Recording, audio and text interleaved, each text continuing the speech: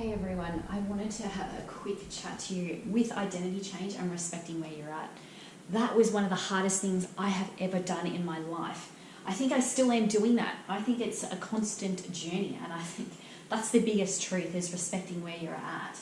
I kind of felt when I was in transition and I was in this identity change that I had to be somewhere ASAP, or I had to have something to prove myself to someone else. And I really struggled with that. I think I was in denial about where I was at many years ago. This is one of the hardest things you'll ever encompass ever in your life.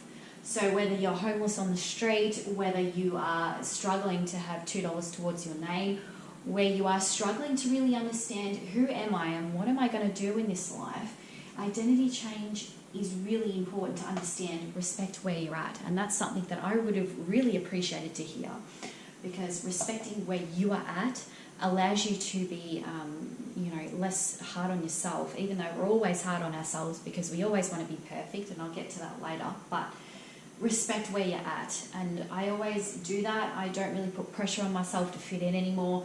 I don't really take part in some of the toxic behaviours that I was when I was younger. I respect always where I am at. That's key to identity change and key to you. So respect where you're at.